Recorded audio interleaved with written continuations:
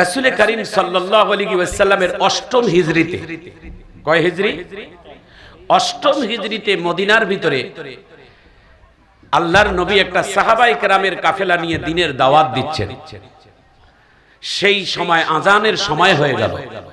আজানের দায়িত্ব ছিলেন হযরতে বেলাল। সুবহানাল্লাহ, একটু জোরে কর। বেলাল সাহাবী, দিক থেকে তিনি কালো, খুব চেহারা কালো, হাড়ির পাতিলা যেমন কালো, তার থেকে বেশি কালো বেলালের চেহারা। কিন্তু রাসূল বলছেন, বেলাল রে, তোর চেহারাটা কালো ঠিক, কিন্তু তোর ভিতরটা বড় নূর দিয়ে ভরা। দেখছে? তাহলে মানুষকে মাপানো চেহারা, পোশাক, সার্টিফিকেট এগুলো দিয়ে নয় বাবা। মানুষের সবথেকে মূল্যায়ন বাড়ে তার আমলের ভিত্তিতে। আমি আবুল কাসেম সরকার চেহারা খুব ভালো, ডাক্তার মেহেদী সাহেব চেহারা ভালো, এটার সৌন্দর্য আল্লাহর কাছে কোনো দাম নাই, কারণ এই চেহারা মাটি খেয়ে ফেলবে।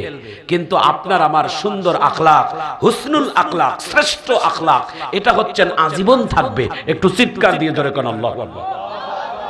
বিভিন্ন জায়গায় কথাটা লেখা থাকে, এমন জীবন করিও গঠন, মরণে হাসিবে তুমি, কাঁদিবে এ ভুবন।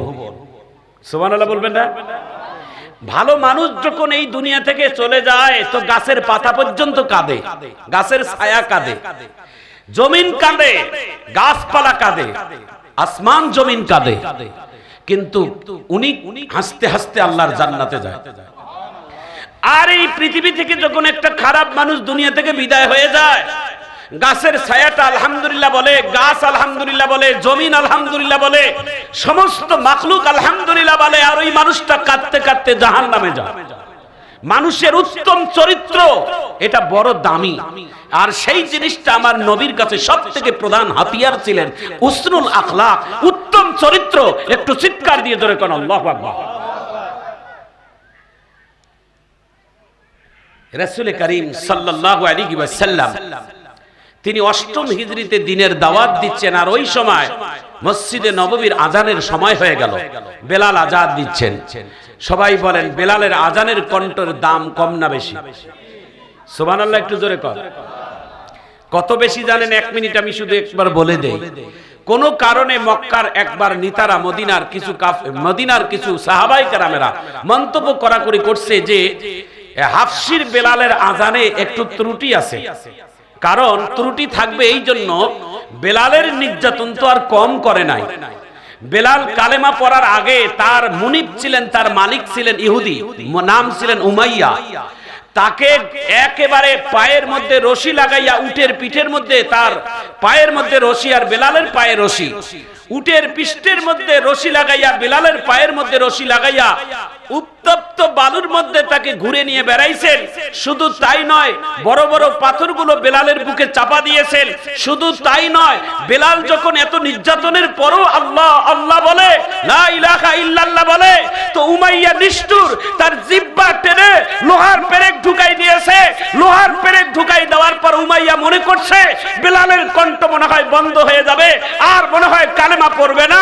বেলাল ইশারা দিয়ে বলে, এই উমাইয়া, আমার জিহ্বা বন্ধ করে দিয়েছো, তাতে কালেমা বন্ধ হবে না। আমার বুকের মধ্যে কান লাগাই দেখো, আমার অন্তর থেকে আল্লাহর কালেমার জিকির বাহির হচ্ছে। এটার নাম ঈমান। এটার নাম কি?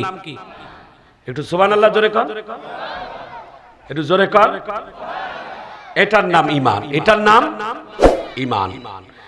বেলাল চেহারা দিক থেকে কালো, কিন্তু তার দাম অনেক বেশি। নারায়ে তাকবীর। আমাদের বিশিষ্ট ব্যবসায়ী আনিসুর রহমান ভাই, বন্ধু মানুষ, উপস্থিত হয়েছেন। তেনার জন্য একটা মারহাবা দেন। বসেন ভাই। ঘটনাটা 1 মিনিট লাগবে বলতে, শুনে নেন।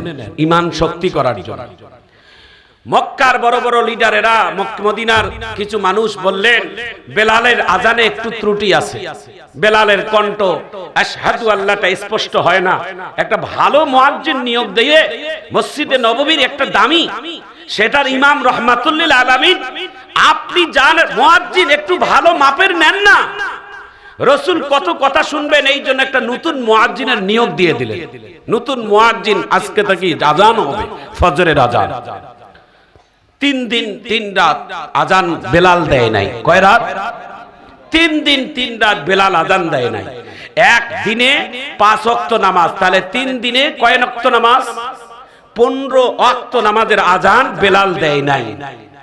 16 ওয়াক্তের মধ্যে জিবরাইল এসে হাজির হয়েছে। সুবহানাল্লাহ বলেন। সুবহানাল্লাহর আওয়াজ এত ড্যাম কেন? এইবার হাদিসটা শোনার পর জোরে বলবেন। রাসূল বলছেন কেউ যদি অন্তর থেকে একবার সুবহানাল্লাহ বলে, আল্লাহর রাসূল বলছেন তার জন্য জান্নাতে একটা গাছ রোপণ করা হয়। আপনি একটা গাছ না লাগাই যদি গাছ যদি রোপণের সওয়াব পান, তাহলে সুবহানাল্লাহ কেন বলবেন না? কৃপণতা করবেন না। এই জন্য মাঝে মাঝে আল্লাহু আকবার সুবহানাল্লাহ বলবেন।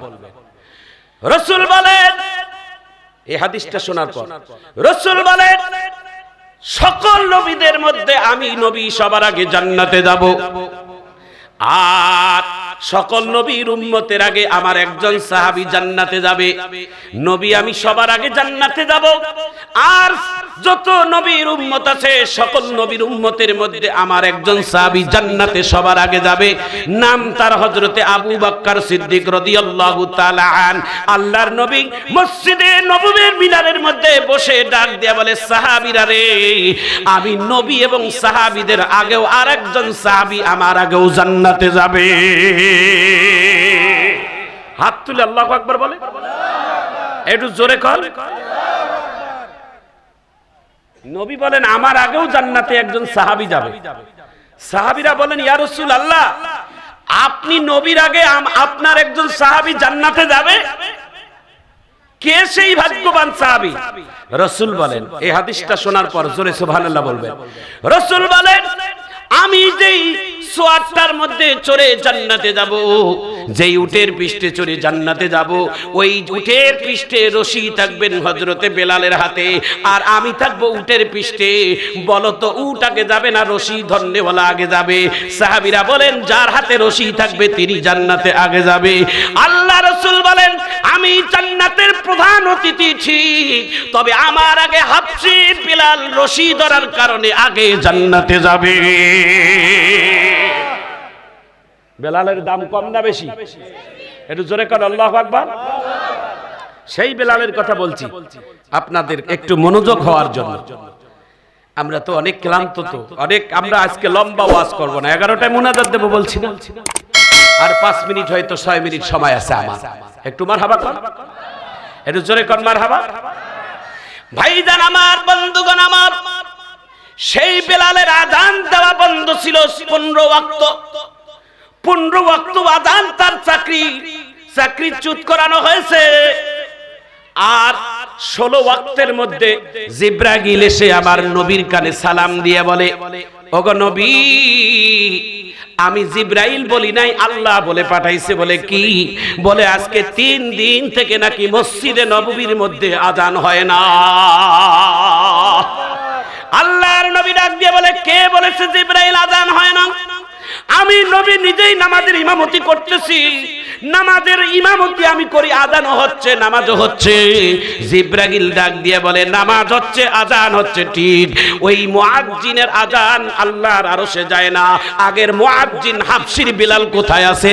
তাকে বলেন মসজিদে নববীতে আযান দেওয়ার জন্য। হাত তুলে আল্লাহু আকবার বলেন না কেন? হাত তুলে জোরে আল্লাহু আকবারের আওয়াজ দেন। নারায়ে তাকবীর, নারায়ে তাকবীর। তাহলে বলেন চেহারায় দাম না আমলে দাম? জোরে বলেন চেহারায় দাম না আমলে দাম? যোগ্যতায় দাম না আমলের দাম? 1000 সার্টিফিকেটের আলেম যদি হই আর আমার ভিতরে যদি আমল না থাকে, ওই আলেমের 4 পয়সাও কোনো মূল্য নাই। কথা বলেন ঠিক কেন? আলেম কাহাকে বলে জানেন? এটার উত্তর, যে ব্যক্তি ইলম অর্জন করিয়া তাহার উপর আমল করিয়া চলে তাহাকেই আলেম বলে। সুবহানাল্লাহ। যে ব্যক্তি ইলম অর্জন করিয়া তাহার উপর আমল করে তাহাকে আলেম বলে। হুদাই খালি আলেম সবাইকে বলা যাবে না। আল্লাহু আকবার। কষ্ট হচ্ছে? আর একটু বলবো, সামনে একটু চোখের পানি পড়বে, একটু মারহাবা কর। ভাইজান আমার, বন্ধুগণ আমার, হযরতে বেলাল রাদিয়াল্লাহু তাআলা আনহু কোথায়?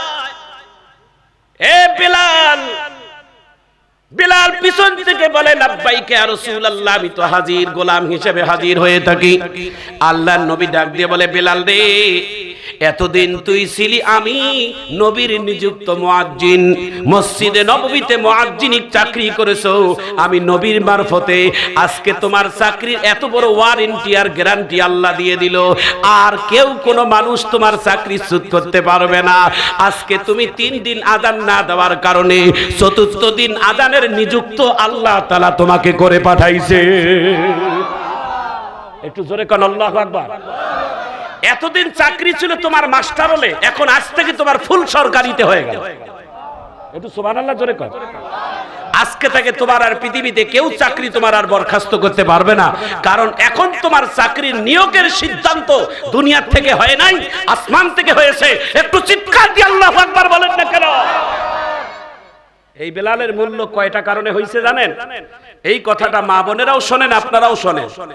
এই বেলালকে আল্লাহ রাসূল বলছিলেন, বেলাল তোমার এত দাম কি কি কারণে ভাই একটু বলো না।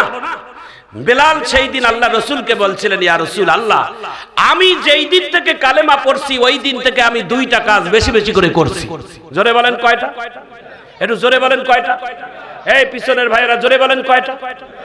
আরো জোরে। জোর হলো না? জোরসে বলে। 2টা কাজ। সবক মুখস্থ করেন, মা বোনেরাও মুখস্থ করেন।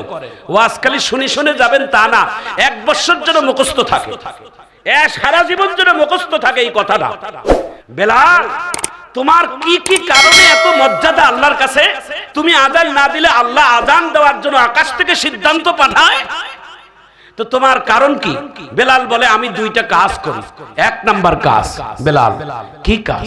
বলে, আমি যতদিন থেকে মুসলমান হয়েছি ওই দিন থেকে আমি উযু ছাড়া থাকি না। একটু সরে কর। উযু এমন একটা হাতিয়ার, দেখছেন?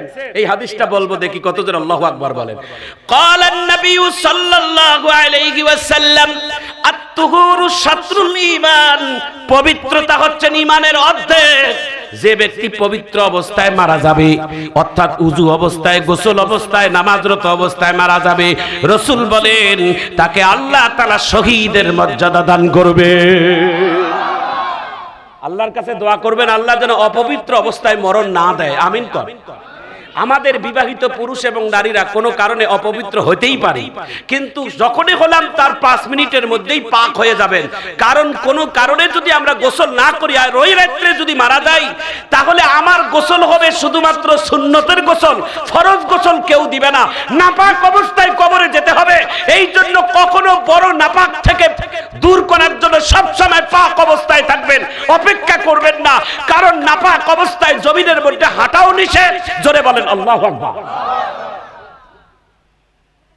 বুঝতে পেরেছেন? সাধারণ গোসল আর ফরজ গোসলের মধ্যে তফাৎ আছে না নাই? জোরে কর। সাধারণ গোসলের নিয়ম আর ফরজ গোসলের পদ্ধতির নিয়ম একটু হলেও ভিন্ন।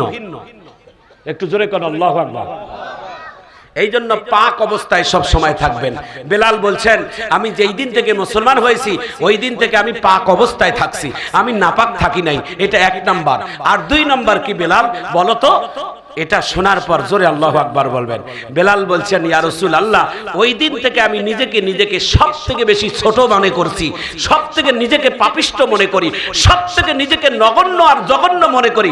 নিজেকে যে ছোট মনে করবে, রাসূল বলেন, মান তাওয়াদা লিল্লাহ রাফাআহুল্লাহ, যে মানুষের কাছে ছোট হলো আল্লাহ তাকে বড় বানাবে।